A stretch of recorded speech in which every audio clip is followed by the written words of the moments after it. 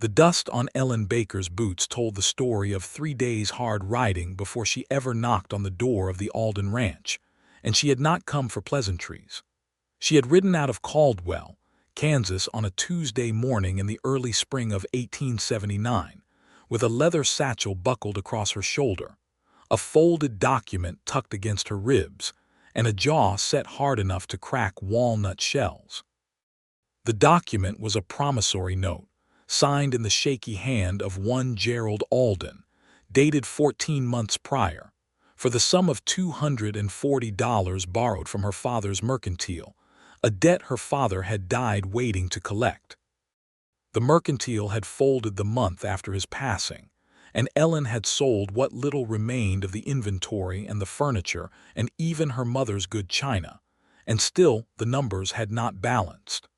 That promissory note was the last outstanding piece of her father's estate, and she intended to collect every single dollar of it. She had learned, after 2 weeks of asking questions in town, that Gerald Alden had himself died the previous autumn, thrown from a horse on the eastern edge of his own land, according to the liveryman in Caldwell, and that the ranch had passed to his son, Stephen Alden, who was 28 years old and, by most accounts, a quiet, hard-working man who had returned from working cattle drives in Texas to take over the place. She had also learned, from the same liveryman who seemed to know everyone's business within 50 miles, that Stephen Alden had recently suffered some kind of great personal loss, though the man could not or would not say exactly what kind. Ellen was 26 years old, the daughter of a merchant, and she had never been to a cattle ranch in her life. She had grown up reading accounts in the back of the store and calculating inventory and writing correspondence for her father, who had been a decent man but not a careful one with money. She was careful. She had to be. She had no husband, no surviving parents, no siblings, and a boarding house room in Caldwell that cost her 40 cents a day. $240 was not simply a matter of pride. It was survival. The Alden Ranch sat about 17 miles southwest of Caldwell, past the fork in the road where the old Buffalo Trail crossed the creek bed. She had followed the directions she had written down in her small notebook, the one she kept in her coat pocket alongside a pencil stub and a pocket watch that had been her father's. The land out here was open and wide and achingly beautiful in the early spring, the grass just beginning to green up after the winter, the sky enormous and pale blue above the flat horizon. She had grown up in town, and she felt the openness of it like a physical sensation, something large and undefined pressing against her chest. The ranch house came into view just past noon on the third day. It was a solid, well-built structure of timber and stone, larger than she had expected, with a covered porch that ran the full length of the front. There were outbuildings, a barn, a stable, and several corrals, all of it maintained with a certain rough neatness that suggested someone took pride in the work even if the work was hard. A few horses moved in the far corral. Cattle were visible on the low ridge to the west. Smoke rose from the chimney in a thin, straight line. Ellen dismounted at the front gate, tied her horse to the post, brushed the worst of the trail dust from her coat, and walked up to the front door. She knocked 3 times firmly. The silence that followed was longer than she expected. Then the door opened. Stephen Alden was taller than she had pictured from the liveryman's description, with dark hair pushed back from a face that was tanned and weathered in the way of men who spent their days outdoors, dark eyes that looked at her with a mixture of wariness and something she could not immediately name. He was wearing a plain shirt with the sleeves rolled to the elbows and work trousers, and he looked like a man who had been interrupted in the middle of doing something difficult but not physical. His hands were not dirty. His eyes were. "Can I help you?" he said, and it came out flat, not entirely rude but carrying that quality of a man who had not spoken to another person in several days. "I'm looking for Stephen Alden," she said. "You found him." "My name is Ellen Baker. My father was Thomas Baker, who owned Baker's Mercantile in Caldwell."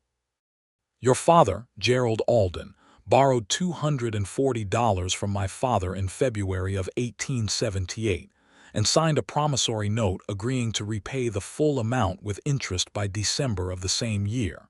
He did not repay it before he died, and neither has his estate. She reached into the inner pocket of her coat and produced the document. I've come to collect. Stephen Alden looked at the document. He looked at her. He looked at the document again. Come in, he said. She had not expected that. She had expected argument, negotiation, possibly outright denial. She had prepared for all three. She had not prepared for an immediate and apparently uncontested invitation inside. She followed him through the front door and into a house that was clean but spare in a way that went beyond simplicity. There was furniture, a table, chairs, a heavy sideboard, a cast iron stove against the far wall, but it had the quality of a space that had recently had more in it than it did now. There were small gaps. A hook beside the door that held nothing but had the worn look of something often used. A shelf that held books and a tin cup but had space on it that seemed designated for something absent. And then in the corner of the room near the window, a cradle. The cradle was made of pale, smooth wood, clearly handmade, sanded and finished with care. It was empty. It sat in the patch of morning light that came through the window with its tiny blanket folded neatly inside, and it was so completely and precisely empty that it seemed to Ellen the most significant object in the room. She stopped looking at it when she realized she had been staring. Stephen Alden set the promissory note on the table without reading it, pulled out a chair, and gestured for her to sit. He went to the stove and poured 2 cups of coffee without asking whether she wanted any. He set one in front of her and sat down across the table. $240, he said. $240, plus the agreed interest of 6% per annum, which brings the total to $274.40, calculated through today's date. He nodded slowly. I don't have that. How much do you have? He looked at her with a kind of bare directness that she found unexpectedly disarming. Right now, maybe $60 in cash money. The rest of what I have is tied up in cattle and land and equipment. Ellen wrapped both hands around the coffee cup and thought. The coffee was strong and good. The cattle, she said. You have cattle on the ridge. What are they worth? Depends on the market. I'm planning to sell in the fall. What's your expected return? He studied her. You're not what I expected, he said. What did you expect? Someone who would shout at me for 5 minutes and then ride back to town to get a lawyer. I may still get a lawyer, she said. But first I want to understand what you actually have. It doesn't serve either of us for me to take legal action against assets that don't exist. He nodded again, and she had the sense he was recalibrating something, some prior assessment he had made of her in the first 30 seconds. He leaned back in his chair and told her about the ranch, the herd size, the expected sale price per head in the fall market, what he owed on the land itself, what the operating costs looked like through the year. He spoke with a kind of blunt precision that told her he had been going over these numbers frequently and unhappily. The picture he painted was not desperate, but it was tight. He could pay her in the fall from the cattle sale if the market held. He could not pay her now. I could offer you a partial payment now, he said. The $60, and a written agreement that the remainder plus remaining interest will be paid at the conclusion of the fall cattle sale, which I expect to happen in October or November at the latest. Ellen considered this. It was not what she had come for. She had come for the full amount.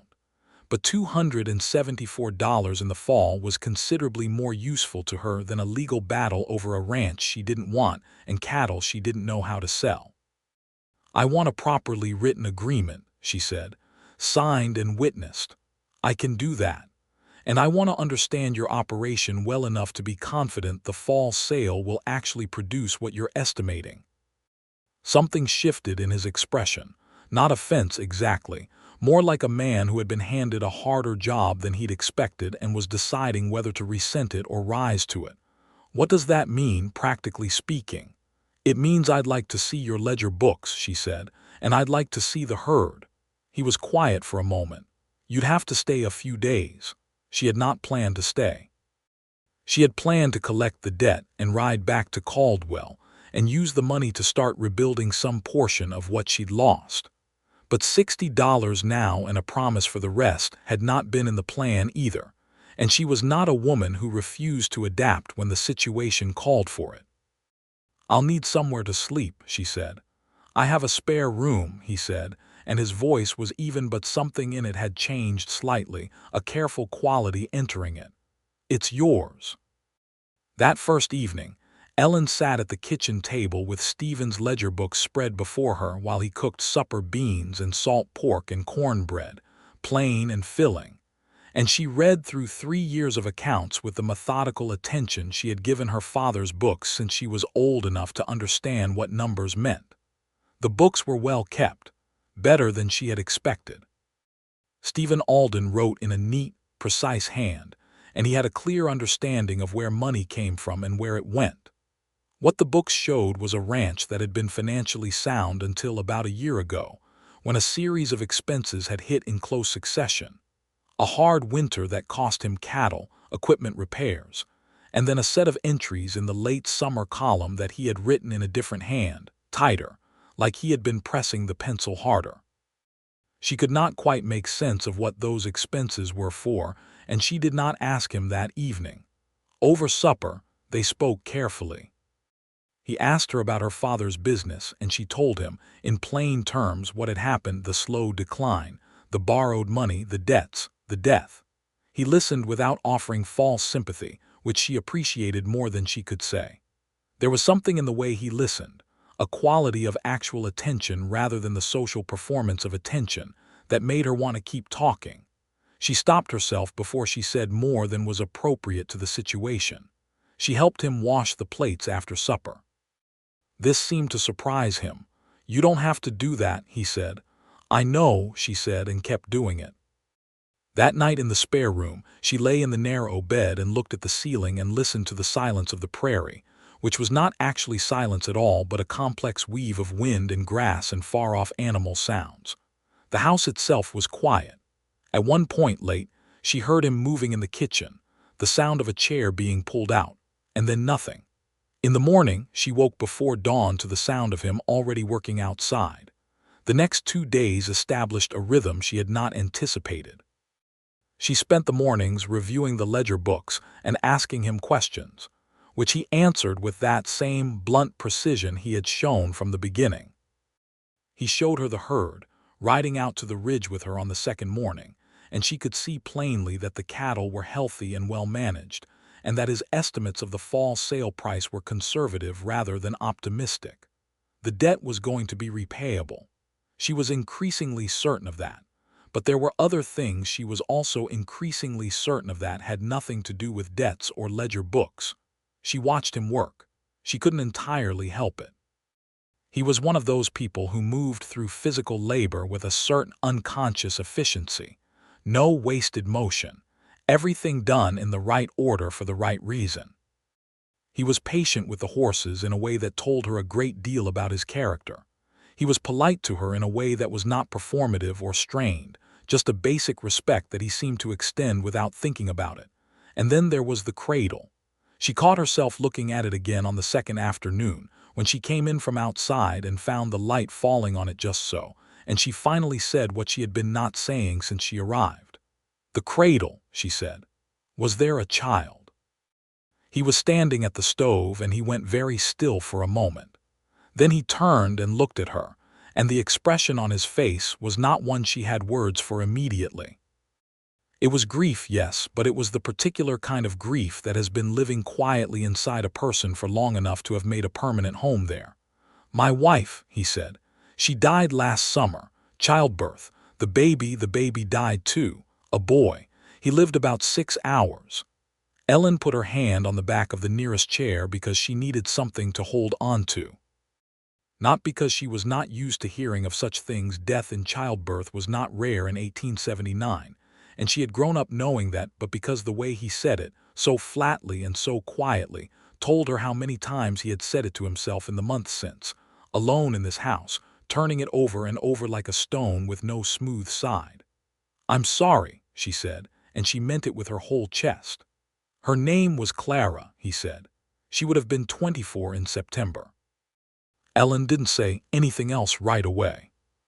She sat down in the chair, and after a moment he came and sat across from her, and they were quiet together for a while in the particular way that people are sometimes quiet together when words would make the thing worse. "The cradle," she said eventually, softly. "Did you make it? Started it before he was born, finished it after?" He looked over at it and his jaw tightened slightly. "I know I should move it, I just haven't been able to." "You don't have to move it," she said. He looked back at her. "No. Not on my account," she said, "and probably not on anyone else's either. Not yet." That evening was different from the first two. Something had been named that had been in the room the whole time, and the air was different for it. They sat on the porch after supper because the evening was warm enough for it, the first truly warm evening of the spring, and the sky went through its colors slowly, orange and rose, and a deep, bruised purple before the stars came out. She told him about her mother, who had died when Ellen was 12, and about growing up in the back of the mercantile learning to read account books before she learned to sew a straight seam. He told her about his years on the cattle drives, the long trails up from Texas to the Kansas railheads, the men he had worked with, the way the land changed under you over hundreds of miles. He had a way of telling stories that was spare and considered, and she found she could listen to him for a long time without wanting him to stop. On the third day, she was supposed to leave. They had drawn up the agreement, $60 now, the remainder at the fall sale, properly written out and signed, and she had used the judge's name from Caldwell as the agreed witnessing party since they would both need to go to town to have it properly recorded. Everything was in order. The debt was addressed. There was no reason to stay. She stood at the front gate with her horse saddled and her satchel buckled, and she looked back at the house, and she did not mount up. Stephen came down from the porch and stood a few feet away. "Something wrong?" he said. "No," she said. A pause. "You're not leaving," he said. "I'm about to," she said. Another pause, longer. He pushed his hat back on his head and looked at the horizon and then looked at her, and something crossed his face that she had seen building over 3 days without being entirely able to name. It was want, she recognized now. Not the crude kind. The kind that lives in the chest and makes a person careful with their words. "Please don't go," he said. The simplicity of it almost undid her. Not an argument, not a reason, not a persuasion. Just those 3 words, quiet and honest, offered without armor. She turned to look at him fully. He was standing with his hat in his hands now, because he had taken it off at some point without seeming to notice he'd done it, and the spring wind was moving his dark hair, and his face was open in a way she suspected it was not often open to the world. "Why?" She said because she needed him to say it. "Because I haven't talked to another person like this in," he stopped, started again. "Because this house has been quiet in a way that isn't right for a long time, and you changed that, and I'm not ready to go back to it." Ellen looked at the gate and then at the house and then at him. "I have a room at the boarding house in Caldwell that I'm paying 40 cents a day for," she said. "You could stop paying that," he said, and the words were careful and serious and not at all what she might have expected from a man she had known for 3 days. She looked at him for a long time. "That's a considerable thing to say to a woman you met on Monday." "I know it is," he said. "I'm not asking you to make a decision right now. I'm asking you not to leave today. Stay another few days. That's all I'm asking." She thought about the boarding house room with its thin mattress and its window that faced the alley. She thought about the account books and the empty mercantile and the slow, grinding work of rebuilding something from almost nothing.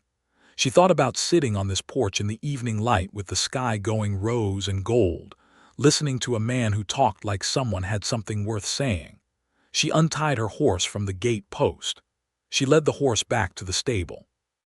He watched her do it from the porch, and when she came back, there was something in his face that was not quite a smile, but was something in the neighborhood of one, quiet and private, like a man who had been given something he had not let himself hope for.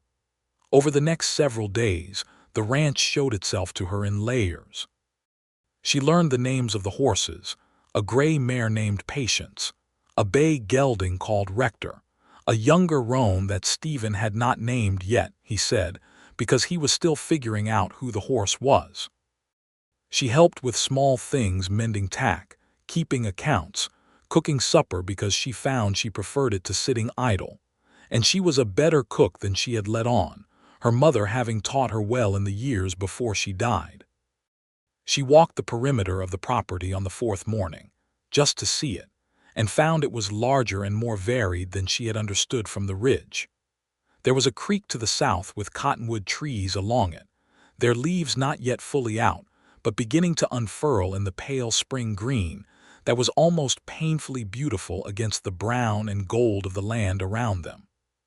She was standing at the creek when she heard his horse coming up behind her, and he dismounted and stood beside her without saying anything for a moment. "I grew up looking at this creek," he said eventually. "It's lovely," she said. "My father used to say the creek was the reason the ranch was worth anything, that you could have all the land in the world, but without water it was just flat nothing." He was quiet a moment. He wasn't always an easy man, but he was right about that. "He borrowed money from my father," she said, not unkindly. "He borrowed money from a lot of people," Stephen said. "He was generous in the wrong direction sometimes. Generous with other people's money, careful with his own. There was no bitterness in it, just a kind of tired accuracy. I've been trying to fix what he left behind." "You're doing a reasonable job of it," she said. "The books are honest and the herd is well managed." He looked at her sideways. "Is that a compliment from Ellen Baker?" "It's an observation," she said, but she felt the corners of her mouth move. He smiled then, fully, and it was the first time she had seen him smile without reservation, and it rearranged his whole face. She made herself look at the creek. By the end of the first week, they had fallen into a natural domestic pattern that neither of them had named or discussed, but both of them had clearly chosen. She kept the accounts and cooked most of the evening meals. He handled the ranch work and brought in fresh game when he could, once a brace of quail, once a fat rabbit. And on the evenings when neither of them was too tired, they sat on the porch and talked until it was too dark to see each other's faces. It was on one of those evenings, with the stars bright and the coyotes singing somewhere to the west, that he told her more about Clara. "We grew up in the same county," he said. "She was a farmer's daughter over toward Wellington. We'd known each other since we were children, really. Married when I was 25, she was 22. He looked at his hands. "I don't think either of us knew, quite, how the other one felt until it was almost too late. We spent a couple of years being almost friends, and then one day she looked at me in a particular way and I understood everything all at once." He paused. "She was very funny. People don't always expect that from a farmer's daughter, but she was. Sharp. She could take apart something you said and hand it back to you in a way that made you think twice." "What was her name? Her family name, I mean." "Willis. Clara Willis, that was." He said it quietly, like it was something he kept in a careful place. "I think she would have liked you," he said. "She had no patience for people who weren't direct." Ellen felt the weight of that, the generosity and the sadness of it together. "I'm sorry she's gone," she said. "So am I," he said. And then, after a moment, "I was starting to think I'd stay sorry forever, just sorry and nothing else." She understood what he was not quite saying. She was careful with it, as with something that might break if handled wrong. "You don't have to be nothing else," she said softly. The silence after that was a different kind of silence. On the 8th day, she rode with him to Caldwell to have the debt agreement recorded with Judge Harlan Cook, a small, precise man with spectacles and an air of mild perpetual exhaustion, who read the document, asked 2 questions, found the answers satisfactory, and countersigned it with the notarial stamp. He looked at Ellen over his spectacles with the particular look of a man who finds a situation slightly more interesting than its paperwork suggests, but he said nothing personal. Ellen collected the $60 from Stephen in the judge's office, counted it carefully, and put it in the inner pocket of her coat. Stephen stood with his hat in his hands and watched her count it, and there was something almost amused in his expression. "Satisfied," he said. "I'm always satisfied by accurate sums," she said. On the way back to the ranch, they rode side by side along the trail, and the afternoon was warm and the sky was very clear, and she was aware of him beside her in the particular, continuous way you become aware of someone when they have begun to occupy the edges of your attention at all times. "My boarding house room," she said. "I should probably go collect my things." "Probably," he said. "I left a trunk there, books mostly, and my mother's sewing box." "We could go get them," he said carefully. "We could," she said. It was not lost on either of them what the collection of a trunk implied. They went back to Caldwell the next morning together, and she paid out the last few days on the boarding house room to the landlady, a sharp-eyed woman named Mrs. Prout, who looked at Stephen Alden with the specific assessment that widows everywhere in the West applied to unmarried men on ranch land, and said to Ellen in a tone of complete satisfaction, "Well, I'm glad to see you settled." Ellen said, "I'm not settled, Mrs. Prout. I'm managing an outstanding financial interest in a cattle operation." Mrs. Prout said, "Mum," in a way that communicated a vast and private certainty. On the way back to the ranch with the trunk tied to the back of the wagon, Stephen said, with some care, "What exactly did you mean when you said you were managing an outstanding financial interest?" "Exactly what I said," she told him. "Is that what this is?" She looked at the horizon for a moment. "No," she said, "it isn't." He didn't say anything, but the quality of the air between them changed again, in the way it had been changing by degrees since she untied her horse from the gate post and led it back to the stable. Back at the ranch, she unpacked her trunk into the spare room, and it became her room in a way it had not quite been before. Her books on the shelf, her mother's sewing box on the small table by the window, her extra dress hung on the hook by the door. The room looked inhabited. It looked like hers. It was a small thing, and it was not a small thing at all. Stephen stood in the doorway while she arranged things and said, after a moment, "I could build you a better shelf. That one's a bit warped." She looked at the shelf, which was indeed slightly warped. "You don't need to do that." "I want to," he said simply. She looked at him, he looked at her. The afternoon light was warm and slow between them. "All right," she said. He built her the shelf that weekend, from wood he had in the barn, measuring and cutting with that same quiet efficiency she had come to expect from him, and when it was finished it was smooth and level and fit into the corner of the room as though it had always been there. He brought it in and installed it without fanfare, and she ran her hand along the wood and felt the care in it, the attention to detail that had nothing to do with a shelf and everything to do with the person who would use it. "Thank you," she said. "Any time," he said, and the words had a quality of genuine openness to them. Any time, meaning always, meaning for as long as you'll let me. In the third week, a difficulty arrived in the form of a man named Dale Forrest, who was a neighbor rancher from about 6 miles north, a big broad man with an easy manner that Ellen immediately recognized as the kind of easiness that comes from always having gotten what you want. He rode up on a Wednesday afternoon while Stephen was in the north pasture, and Ellen was on the porch going through a column of figures. He stopped his horse at the gate and looked at her with undisguised curiosity. "Didn't know Stephen had hired on a bookkeeper," he said. "He hasn't," she said pleasantly. "Then who are you?" "Ellen Baker. Can I help you with something, Mr. Forrest?" "Dale Forrest. I'm a friend of Stephen's." He said it in a way that suggested he considered it a relevant credential. "I came to talk to him about the east pasture boundary. There's a fence line dispute we've been meaning to settle." "He's in the north pasture," she said. "I can tell him you called."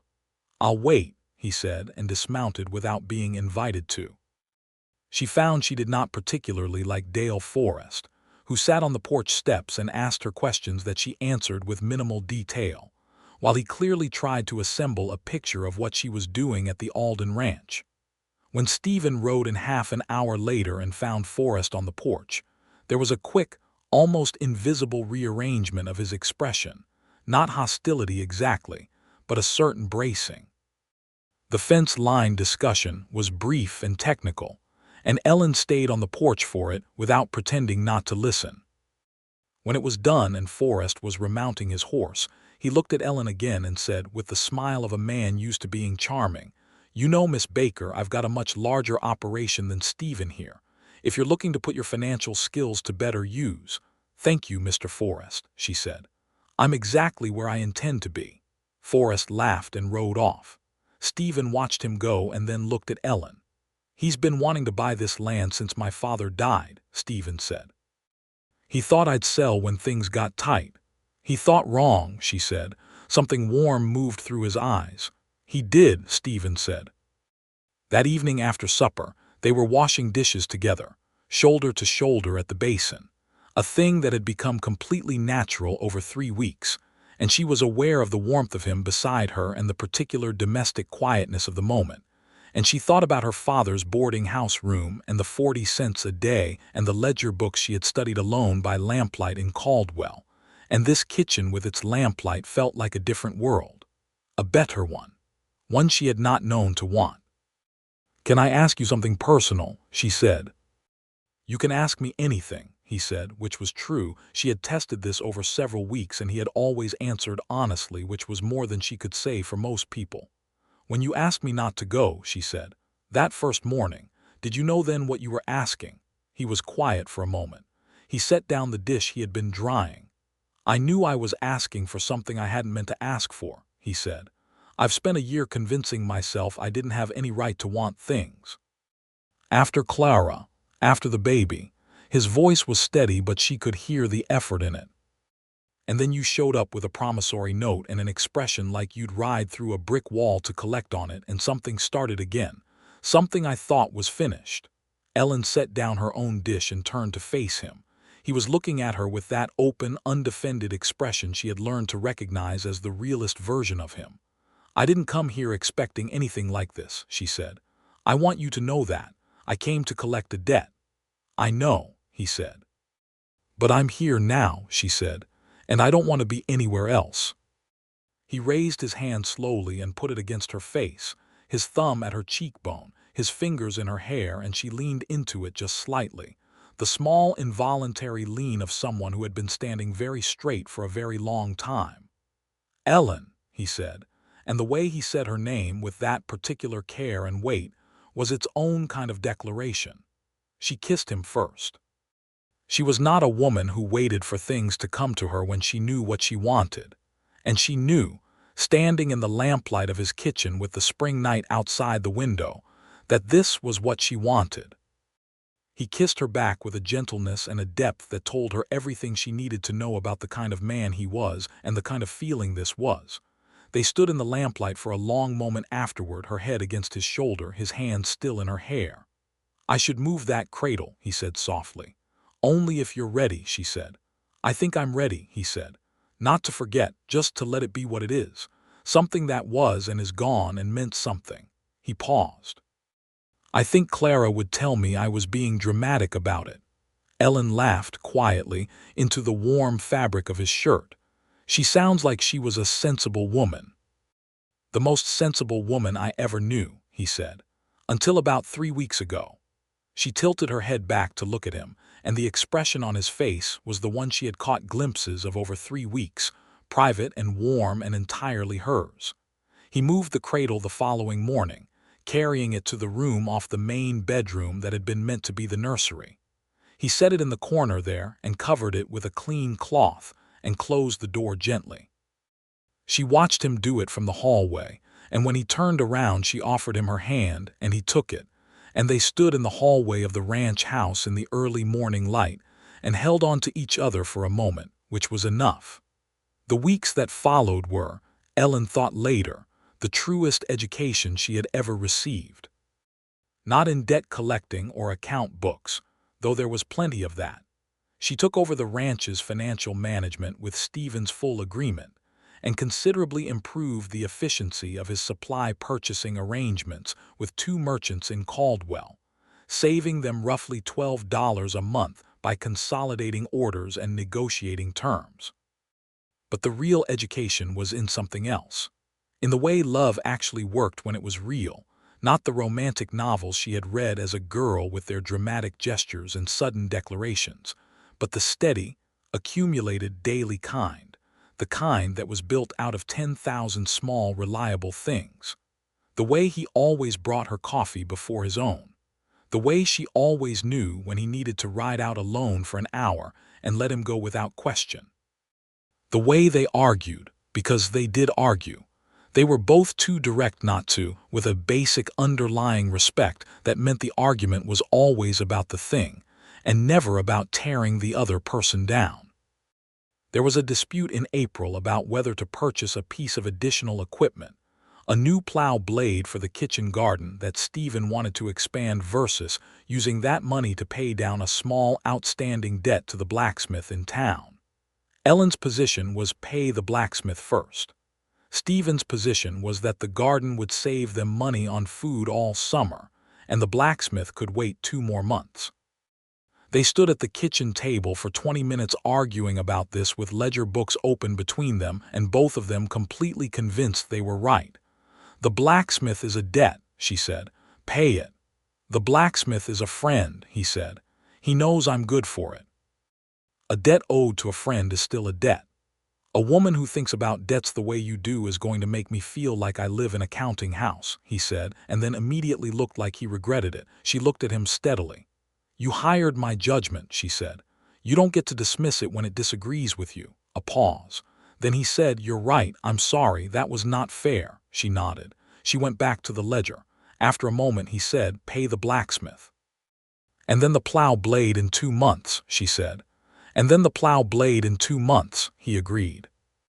After supper that evening, he brought her a small bunch of wildflowers he had apparently gathered from the creek bank while she was not watching.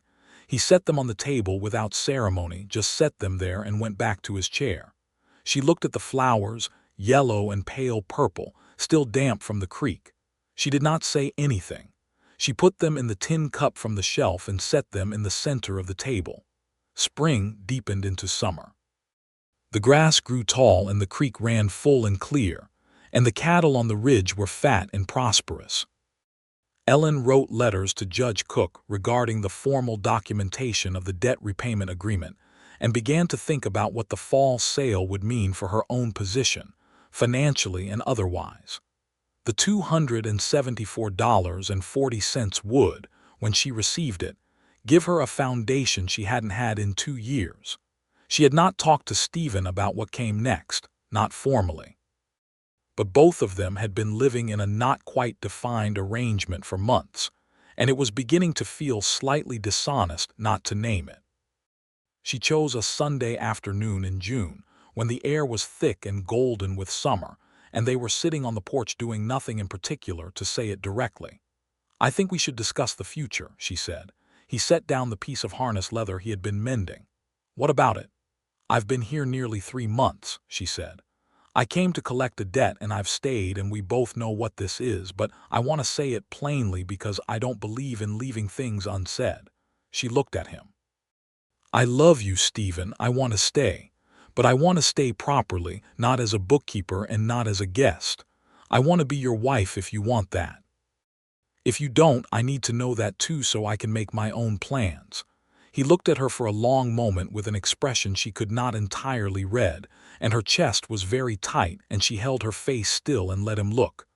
Ellen Baker, he said slowly, you are the most deliberate woman I have ever met in my life. I know, she said. Is that a yes or a no?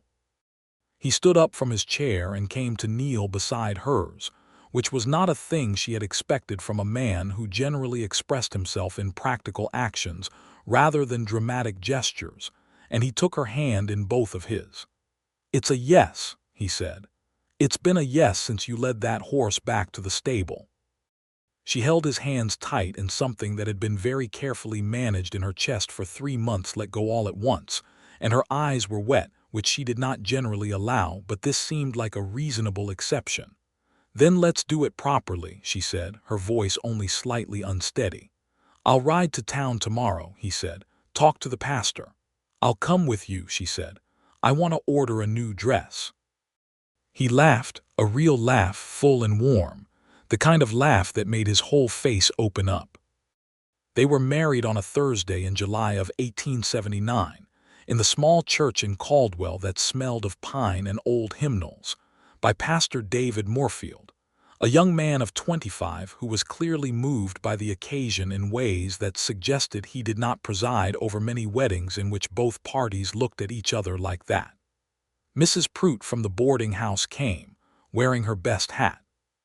The blacksmith, whose name was Henry Marsh, came because Stephen had invited him, and he turned out to be a large, warm-hearted man who cried openly and without embarrassment. Judge Cook came and stood in the back row with his spectacles on and his hands clasped, looking satisfied in a private bureaucratic way. Ellen wore a dress of deep blue wool that she had ordered from the dry goods store, altered to fit her by her own hand, with a lace collar that had been her mother's and that she had been keeping in the sewing box for the right occasion. Stephen wore his best coat and a clean white shirt, and he had combed his hair, and he looked at her when she came up the aisle with an expression that would have made a less composed woman cry immediately. She was composed all the way through the ceremony. She was slightly less composed when he put the ring on her finger, a plain gold band that he had ridden to Wichita for 2 days before the wedding, refusing to tell her what he was going for, and said her name with that particular weight and care, and she felt the ring settle into place like something completing a circuit. They rode back to the ranch in the afternoon, just the two of them, with the July sun warm on their faces and the land enormous and golden around them, and she was married and she was home, and both things were true. The first months of their marriage were marked by the kind of happiness that is quiet and specific and not particularly spectacular to describe, because it is woven into the fabric of ordinary days. The morning coffee, the shared meals, the evenings on the porch, the ledger books that were now undeniably hers as much as his, the cattle that she had learned to tell apart in ways she never would have thought possible when she first rode out to collect a debt. She knew which cow was prone to wandering the southern fence, and which horse was developing a slight unevenness in its gait that would need attention before autumn.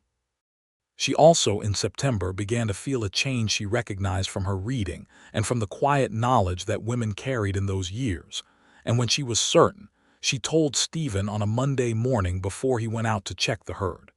He was putting on his boots at the kitchen table, and she sat down across from him and said, with the same directness she brought to all things, "I think I'm going to have a baby." He stopped mid-lace and looked at her. Whatever he had been expecting her to say, it was not that. "You're sure?" he said. "Fairly sure," she said. "I'd like to go to Caldwell and speak to Dr. Hargrove to be certain." He was very still for a moment. She watched his face carefully because this was not a simple thing, not for him. The last time there had been a baby in this house, the baby had not lived and neither had its mother, and she was aware of that, and she needed to know what he was feeling. "Stephen," she said gently. He stopped, tried again. Give me a moment." She gave him a moment. He laced his boots slowly, like the lacing of boots required his full attention, and she waited with her hands folded in her lap. Then he looked up at her and his eyes were bright and she understood. "Let's go to Caldwell," he said. "Doctor." Hargrove, a compact man in his 50s who had been practicing medicine on the Kansas frontier for 20 years, confirmed what Ellen had already known, gave her a thorough examination, and told her she was in excellent health, that the expected arrival would be sometime in late April or early May, and that she should eat well, rest sufficiently, and come see him if anything concerned her. He told her this in the plain, unemotional way of a frontier doctor, but his eyes were kind. In the wagon on the way home, Stephen drove and she sat beside him, and the afternoon was warm, and the fields were golden with late summer. He reached over and took her hand without looking at her and held it on his knee for the whole drive home. "You'll need the bigger room," he said eventually. "The main bedroom, we can rearrange things." "We're already in the main bedroom," she pointed out. "Right," he said. "Yes, I know, I'm just talking." She squeezed his hand. "I know," she said. "That autumn the cattle sale came in mid-October." Stephen drove the herd to the Caldwell market with 2 hired hands, brothers named Pete and Charlie Ames, who were young and capable and did not talk excessively, and spent 4 days in negotiations and sales. The final figure was better than Ellen's most optimistic projection. The Alden Ranch cleared enough to pay off the remaining debt to her $214.40, paid in full at Judge Cook's office on an October afternoon with the leaves of the cottonwoods gold, and falling to pay off the blacksmith and 2 other small debts, to cover operating costs through the winter, and to put a modest sum aside as reserve. Ellen counted the money in the judge's office with her usual precision and signed the receipt with a certain ceremony. She was very clearly expecting a child by now, which Judge Cook acknowledged with a nod that managed to convey both congratulation and professional discretion simultaneously. Outside the office, she stood with the signed receipt in her hand and Stephen beside her, and she looked at it for a moment, this document that had begun the whole chain, that had brought her riding out to a ranch she had never heard of to find a man she had not known existed, and a cradle that had sat empty in a shaft of morning light, and she felt the full weight and improbability of it. "Debt paid in full," Stephen said, reading her expression. "Debt paid in full," she confirmed. He put his arm around her, and she leaned into his side, which she had learned to do without calculation, and they stood in the October light on the main street of Caldwell, with the note paid and the future open in front of them. Winter came to the Kansas prairie the way it always did, with a particular thoroughness and a howling wind off the flat land that made the walls of the ranch house creak and the stove work hard. Ellen had grown up in town and was accustomed to the sounds of winter as distant things, muffled by buildings and streets. Out here, winter was immediate. But the house was well built and kept warm, and there was plenty of firewood and sufficient food, and she found she did not mind the confinement of it the way she might have expected. There was always something to do. There were the books and the accounts and her own reading and the letters she wrote and received. There was a woman in Caldwell she had become friends with over the summer, a Mrs. Adeline Foster, wife of the town druggist, who wrote clever, newsy letters and received them in kind. Stephen was different in winter, she discovered, not unhappy but more interior, more given to sitting with a book or working on small repairs to equipment by the light of the lamp. He had been a solitary man for a long time before her, and solitude was still a native language for him, though she had learned to read the difference between the solitude he needed and the solitude that was old grief resurfacing. When it was the latter, she simply stayed close without intruding, and he always came back to himself. She told him once, on a January evening with the wind outside and the fire burning well, that she thought he was the most uncomplicated person she had ever known, and he looked at her with genuine surprise and said he had always thought of himself as complicated. "You're not complicated," she said. "You're deep. That's different. Complicated people are tangled up in themselves. You're just a long way down." He considered this for a while. "Is that a compliment?" "It's an observation," she said. He smiled. "You always say that when it's a compliment." She did not deny it. In February, they had their first real crisis, which came in the form of an ice storm that put 3 inches of ice over everything in 12 hours, and killed 2 head of cattle that Stephen couldn't get to in time, and damaged the roof of the main barn badly enough that it required repair in weather that was genuinely dangerous. He spent 2 days working on the roof in the bitter cold with Pete Ames, who had stayed on through the winter, and Ellen watched from the porch bundled in 2 coats, and felt a particular helpless anxiety that was partly practical concern, and partly the specific vulnerability of loving someone in dangerous work. When he came inside on the second evening, frozen and exhausted, she put him in the chair by the stove and brought him hot coffee and food and sat beside him without saying anything, and he put his head back and closed his eyes and after a moment said, "I'm all right." "I know," she said. "You were worried." "Yes, Ellen." "I know I can't follow you up on a barn roof," she said quietly, "but I can worry." He reached over and put his hand over hers. "Fair enough," he said. The ice storm cost them, not ruinously but significantly. Ellen went back to the account books and restructured the spring budget, found places to tighten, and wrote a letter to the equipment supplier in Wichita requesting an extended payment term on a piece of machinery they had planned to buy in the spring, explaining the situation clearly and professionally. The supplier agreed. It was another skill. She was finding the frontier required people who could adapt quickly and without self-pity, and she found she had more of that quality than she had known before coming here. By March, the worst of winter had broken and the prairie was beginning its annual slow emergence, the first green showing in sheltered places, the creek running with snowmelt. Ellen was large with the baby now, moving more slowly, tiring more easily, but in good health by Dr. Hargrove's assessment when she went to Caldwell for a visit in mid-March. The doctor was pleased with everything he found and told her to continue as she was. Stephen had been gentle and careful with her all through the pregnancy in a way she suspected cost him something, given his history. She caught him sometimes watching her with a vigilance he tried to conceal, a readiness, like a man who has learned that things can go wrong quickly and has decided not to be caught off guard by it. She understood this completely. She did not ask him not to feel it. One evening in late March, she came into the kitchen and found him sitting at the table with a sheet of paper and a pencil, writing something. He covered it quickly when she came in, which was unusual for him. "What are you writing?" she asked. "Nothing," he said, and then, because he could not lie to her with any conviction, "a list." "Of what?" A pause. "Names," he said. She sat down across from him. He uncovered the paper. There were 2 columns, names for a boy, names for a girl, written in his neat, precise hand, 10 or 12 in each column. She looked at the list for a long time. She felt something very large and very quiet in her chest. "Thomas," she said, reading the list. "Is that your father?" he said. She looked up at him. Her throat was tight. "If it's a boy," he said carefully. "If you want, we don't have to." "Thomas," she said again, and her voice was steady.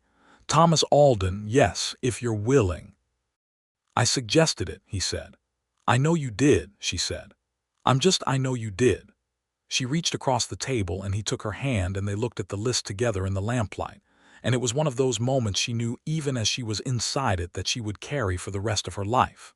On the 28th of April, 1880, in the main bedroom of the Alden Ranch, with Dr. Hargrove in attendance and the spring wind soft outside the window, Ellen Baker Alden gave birth to a boy. He was healthy and loud and outraged about everything in the way of newborn babies, and he had a full head of dark hair like his father, and according to Stephen, who held him first, the most determined expression anyone had ever seen on a person who was 3 minutes old. They named him Thomas Gerald Alden, Thomas for Ellen's father, Gerald for Stephen's, because for all his faults Gerald Alden had loved his son and this land, and the name carried that. Stephen sat in the chair beside the bed holding the baby while Ellen, exhausted and triumphant, watched him, and the look on Stephen's face was the most completely vulnerable thing she had ever seen on a human being. He was looking at his son with an expression that held everything, the grief of the one he had lost, the wonder of this one, the weight of continuity and beginning all at once. "Stephen," she said softly. He looked at her. "He's here," she said. Stephen nodded and his jaw was tight and he was not going to cry, but it was a near thing.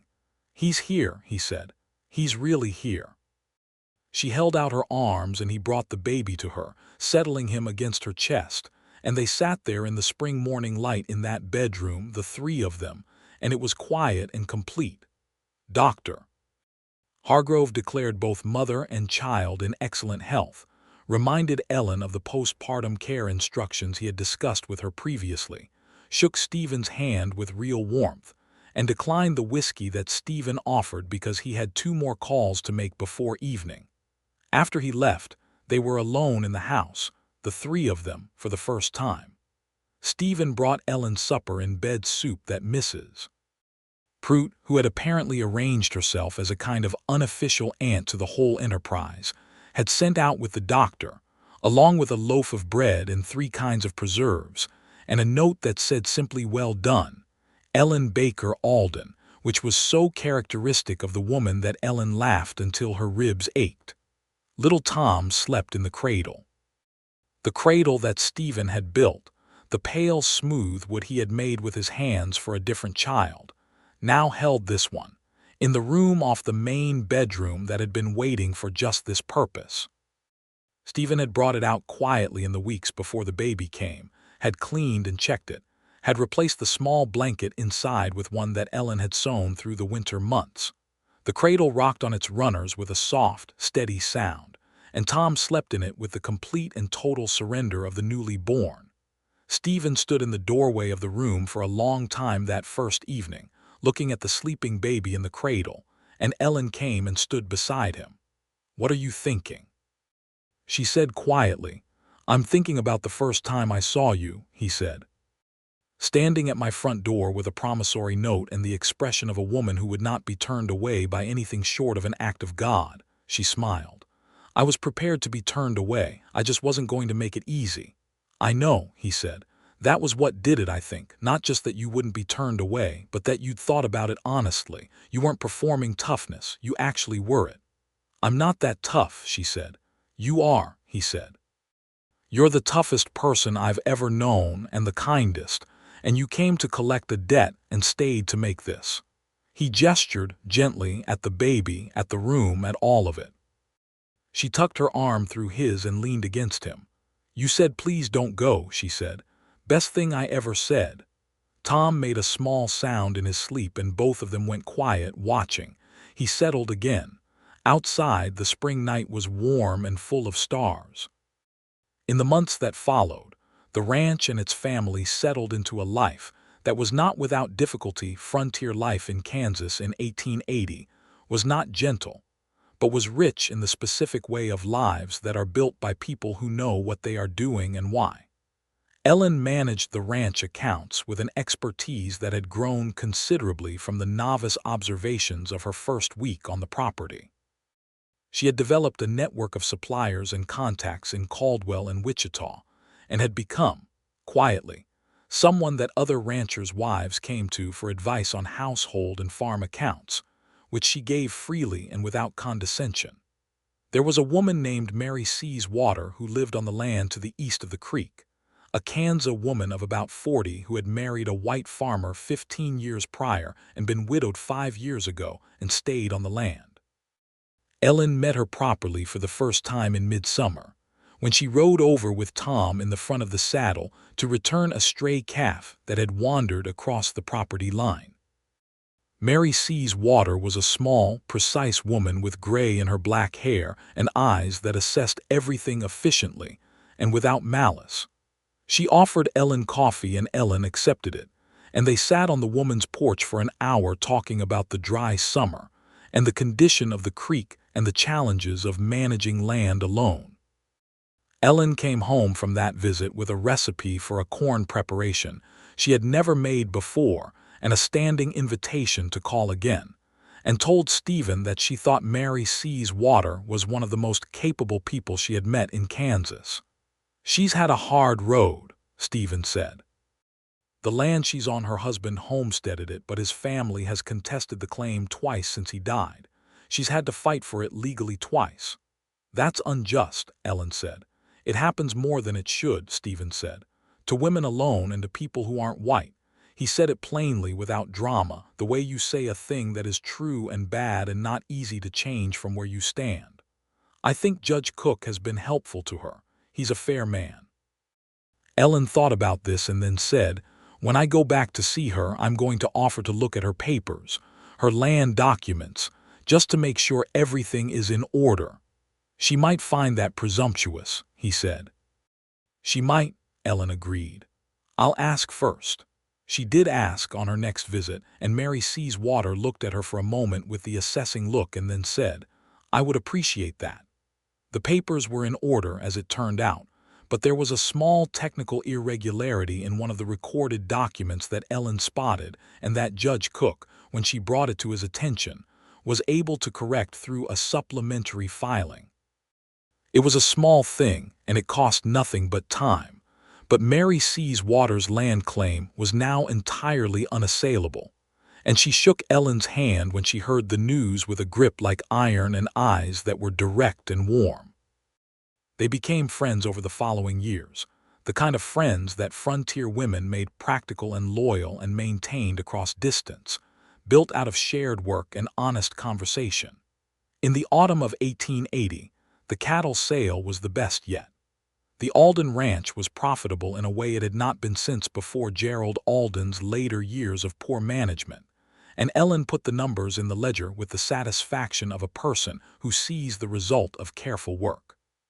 Stephen hired on a third hand for the winter, a young man of 20 named William Cord who was earnest and willing and reminded Ellen of no one she had met before, which she considered a quality.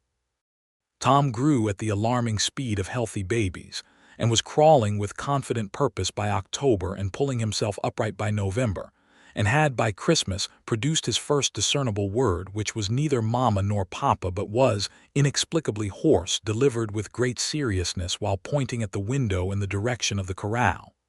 "He's his father's son," Ellen said, with complete contentment. "He's his mother's son," Stephen said. "Look at that expression. He means it."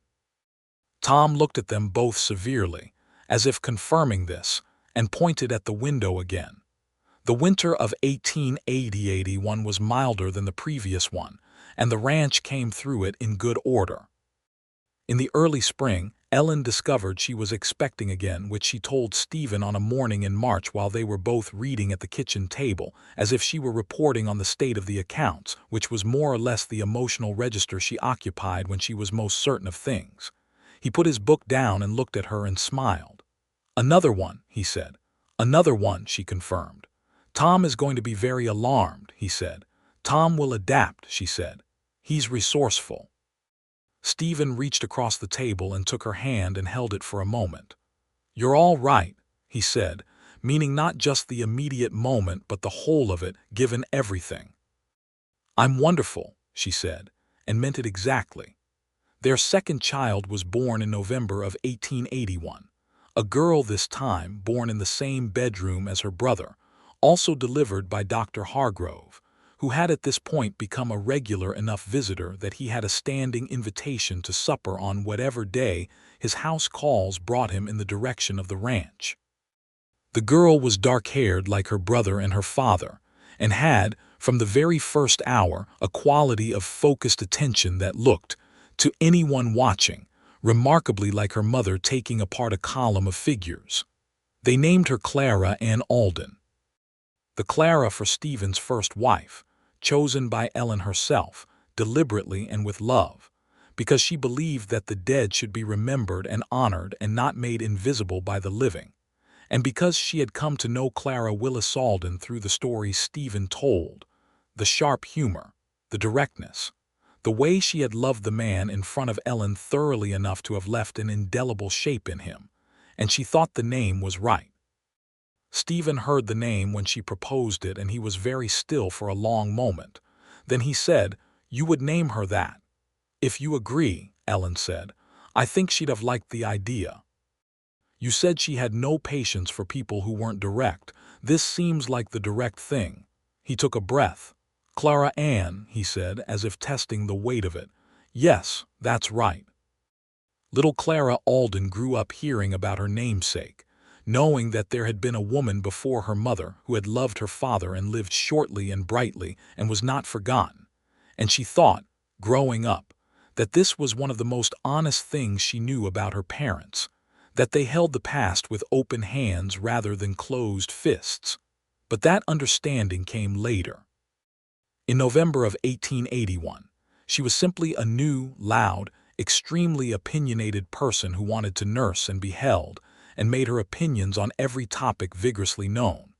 And Tom, who was 19 months old and had been king of the household, regarded her with an expression of profound betrayal that gradually, over the following weeks, transformed into a proprietary protectiveness that would define their relationship for the rest of their childhoods.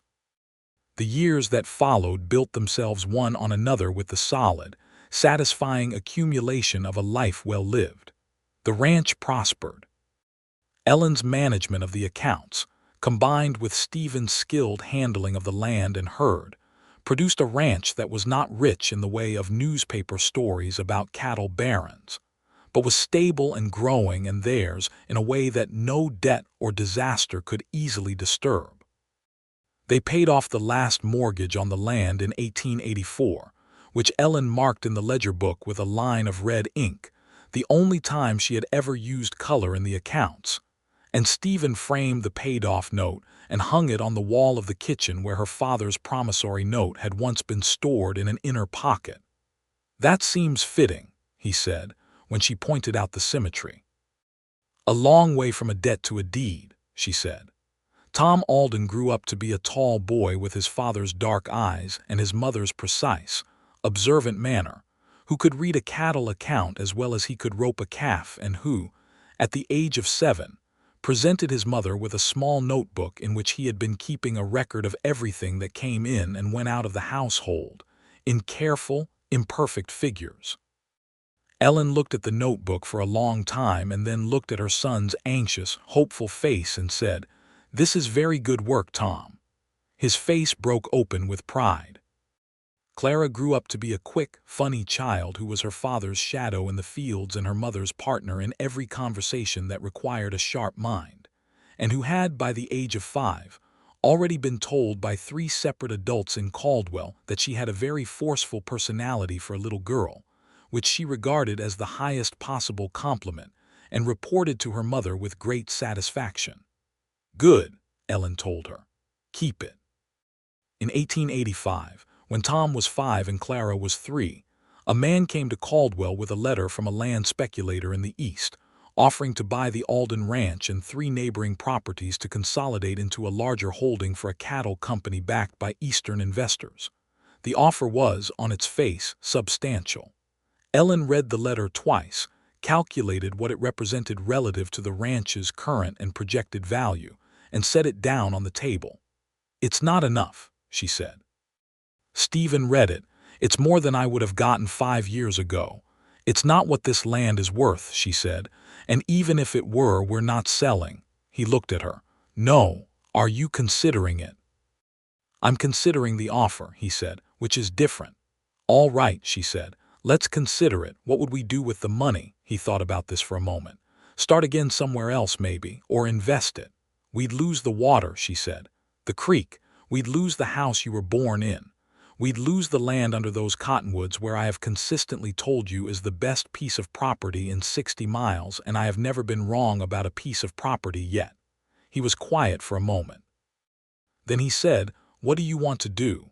"Write them a polite refusal," she said, "and then figure out how to expand the north pasture before they come back with a bigger offer."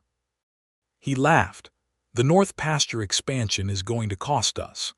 "I have a plan for that," she said, and opened the ledger books. They refused the offer. The land company eventually bought from Dale Forest and from a smaller ranch to the north, but the Alden land they could not acquire, and the creek ran on and the cottonwoods grew. That fall, Ellen and Stephen rode out to the creek in the late afternoon, the way they had taken to doing on Sundays when the children were with Mrs. Foster or with Mary C's Water, who had become a beloved regular presence in the children's lives, and who told them stories in 2 languages that Tom collected like found money. They tied the horses to the cottonwood's older trees now, more substantial, their bark gray and furrowed, and sat on the bank in the October light. The creek was lower than in spring, brown and quiet, moving slowly over its smooth stones. "Do you remember the first time you brought me here?" she said. "You'd been here less than a week," he said. "I couldn't figure out how to tell you I didn't want you to leave without actually saying it." "You managed," she said. "Eventually." He picked up a flat stone and turned it in his fingers. "I've thought about that a lot, how close it came to being different." "It didn't feel close," she said. "It felt inevitable, though I know that's not logical." "Maybe some things are both," he said. She leaned against his shoulder the way she had been leaning against his shoulder for 6 years now, and he put his arm around her and they watched the creek move. "I'm thinking we should build an addition," she said. "For the house. For the house. Tom is going to need his own room soon, and Clara isn't going to accept sharing gracefully." She felt his chest move with a quiet laugh. "I've been drawing plans." "Of course you have," he said with deep affection. "Do you want to see them?" "Tonight," he said. "Right now I just want to sit here." She was entirely satisfied with that. The sun was going orange over the flat horizon, the prairie spreading out enormous and enduring in every direction, and the horses stood quietly in the cottonwood shade, and somewhere behind them in the ranch house the children were probably engaged in some enterprise that would require their parents' attention before long, but not yet. Not just yet. "Stephen," she said, "I'm glad you said please don't go." He pulled her a little closer.